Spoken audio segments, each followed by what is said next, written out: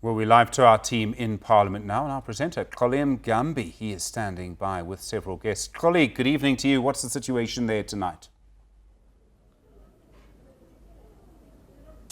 Very good evening to you, Stephen, and as you guys have rightly put it, it's a State of the Nation address of a different kind. It's a hybrid State of the Nation where you're going to have the President, yes, addressing from inside the chamber, but much of it done virtually. Let me introduce the guest I have, Stephen, and that's Shaun. He's a member of the Good Party, and you will know the Good Party is led by Patricia de Lille, who also, though, doubles up as a member of cabinet in President Cyril Ramaphosa's executive. Mr. August, thank you very much for your time. I'm going to ask you to just bring up your mic a little bit so that my audience can hear you about you and what your expectations are for this State of the Nation address.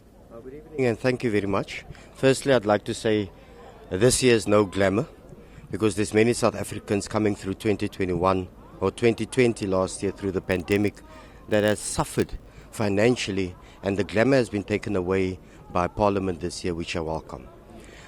I've come to listen to the President today to give a message of hope, to give a message that we as a nation can emerge out of this pandemic and the COVID that we're currently in. To give a message to say that the basic education will be equal for each and every child in this country. To give a message to say that the electricity bills and the electricity blackouts would be fixed in the next few months. To give a message to say that the COVID vaccine we will get a true message, and that we will get information from him to say that they'll be able to deal with the vaccine and speedily. Yeah.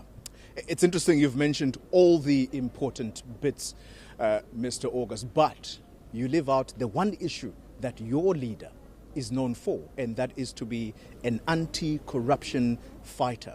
Could that be perhaps the reason that she leads in this government of President Cyril Ramaphosa, and she leads a department that constantly is finding itself on the back foot when it comes to misspending that is happening all the time? I mean, the Public Works Department and the fence they built in Limpopo at the Beitbridge border, it was called a sham, and the Minister, Patricia de Lille, agreed with that. Surely that's something that you should have touched on. No, definitely, I do agree with you. Corruption in this country is bad. We've seen it over the last few years. We've seen it happening over the last few months with the pandemic. And yes, the Beitbridge saga, Patricia can answer for that. But you know that there's corruption within her department as well. There's many officials. There's many officials within the department and in other departments. That's a face of corruption.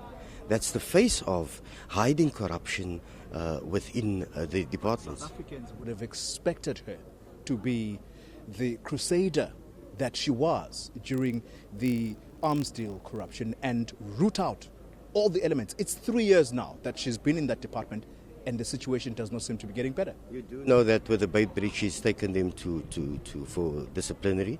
There's 34 officials that's been disciplined. There's still an investigation that's carrying on. So I cannot speak on that matter at this point in time.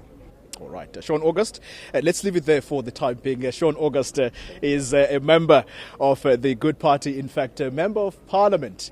And Stephen, well, that's at least what the Good Party expects from this speech. I can tell you that at around 6, this will be now inching closer to that 7 o'clock hour. We're going to also have a conversation with the Democratic Alliance, the main opposition in Parliament, and we're going to hear their expectations, having already held their alternative State of the Nation address earlier in the week.